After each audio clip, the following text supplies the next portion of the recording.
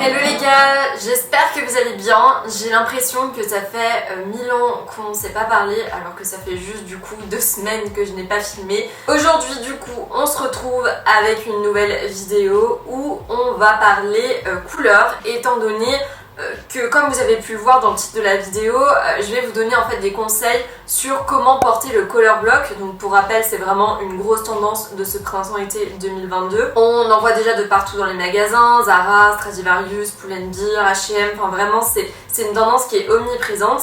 Et comme vous le savez, c'est aussi une tendance qui peut être assez difficile à porter, à appréhender. On peut se dire je sais pas en fait avec quoi les mettre, j'ai peur un petit peu de faire un faux pas et du coup dans cette vidéo je vais vraiment vous aider à savoir comment porter ces couleurs ensemble, quelles sont un petit peu les possibilités que vous avez et voilà, enfin le but c'est vraiment en fait de vous aider. J'espère en tout cas que cette vidéo va vous plaire, n'hésite pas à t'abonner et à activer les notifications, vous connaissez la chanson.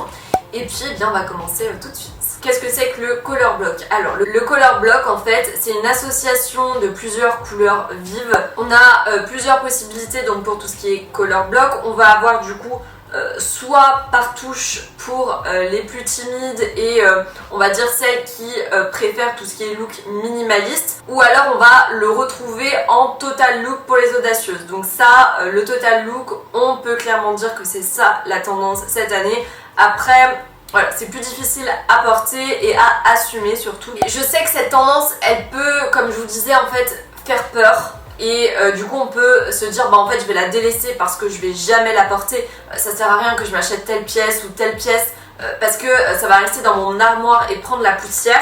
Et c'est pour ça que je viens vous aider comme par magie pour vous aider vraiment à maîtriser cette tendance. Donc ensuite, comment porter le color block? Le meilleur conseil que je peux vous donner si vous n'avez pas l'habitude de porter de color block, et je vous dirais même que si vous n'avez pas l'habitude de porter des couleurs vives tout court, va falloir y aller mollo. C'est-à-dire du coup commencer par touche, comme je vous disais. Faut pas aller directement dans le tas, on va y aller doucement. Comment on peut du coup commencer par touche? Donc déjà on va pouvoir miser sur tout ce qui est accessoires. Donc, du coup je vous ai déjà un petit peu présenté les différentes tendances chaussures, les différentes tendances sacs que l'on va retrouver cette saison. On peut très bien par exemple partir sur des chaussures orange vitaminées et un sac rose fuchsia, ou alors juste un sac rose fuchsia, enfin bref.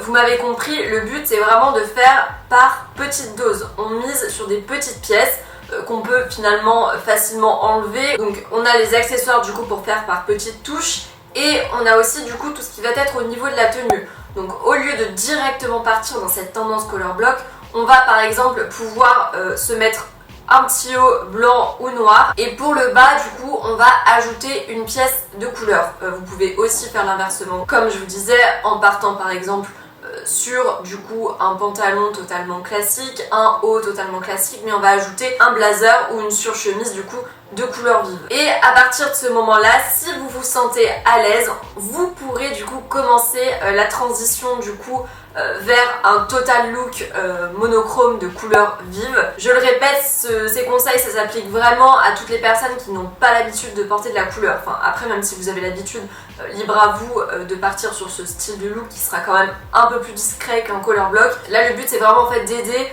les personnes comme moi qui sont en difficulté avec la couleur à apprendre à la porter et à l'aimer aussi, parce que c'est vrai que du coup on a l'habitude maintenant d'être plus dans le noir, d'être plus dans le blanc, d'être plus dans les couleurs nude. Et si vous avez l'habitude de le porter, donc on va pouvoir le porter en total look, et on a du coup deux possibilités. Soit on porte ça en look monochrome, donc avec une même couleur.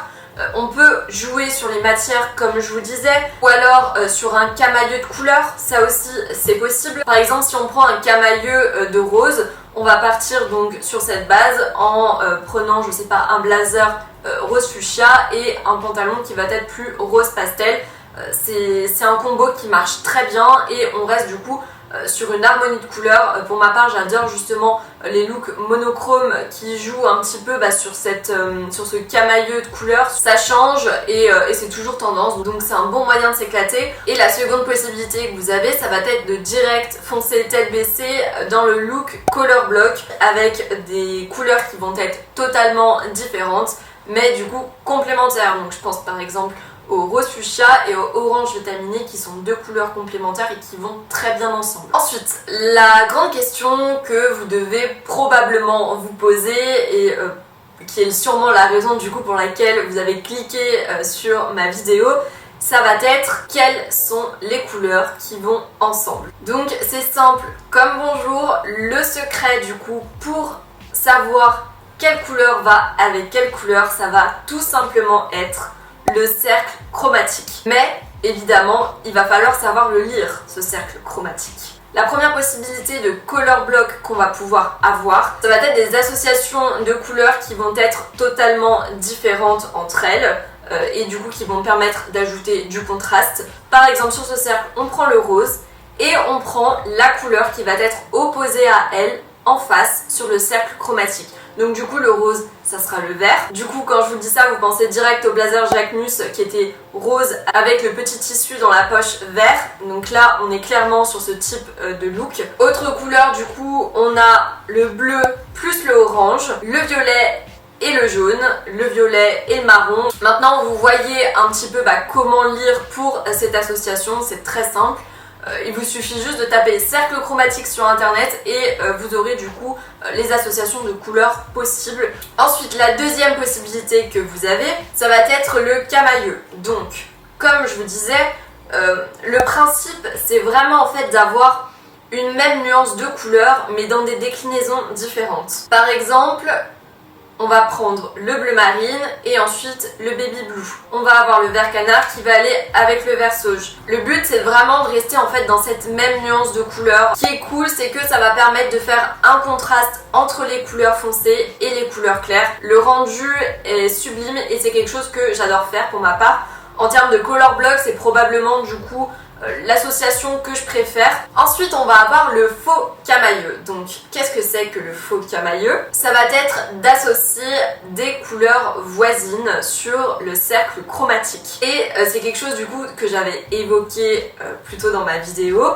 Pour vous donner un exemple, le combo entre le rose fuchsia et l'orange vitaminé, c'est typiquement un exemple du faux camailleux parce que c'est des nuances qui sont très proches entre elles mais qui sont quand même différentes. Donc comment on va lire sur le cercle chromatique? Tout simplement en regardant quelle couleur est à côté de quelle couleur. Encore une petite astuce que je peux vous donner pour vous aider à porter cette tendance du color block, ça va être de tout le temps porter maximum 3 couleurs et pas plus. Et du coup vous allez pouvoir les porter dans les proportions suivantes. Donc la couleur dominante ça va être principalement on va dire 60% de l'outfit, 30% de l'outfit va être la couleur intermédiaire et enfin on va avoir 10% d'une couleur accent. Et si jamais vous portez deux couleurs, moi je vous dirais de faire du coup 60-40, donc 60 pour la couleur dominante et 40 pour la couleur intermédiaire. Donc voilà pour cette vidéo,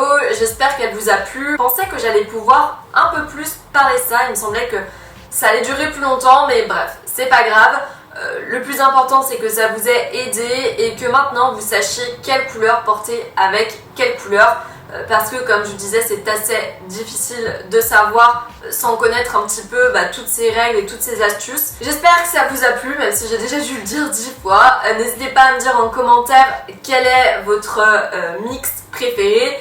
Et puis je vous dis à dimanche dans une petite vidéo haul. Ma première depuis un très long moment. Donc j'espère que ça va vous plaire. Restez connectés. Et puis je vous dis à dimanche. Allez, bye bye!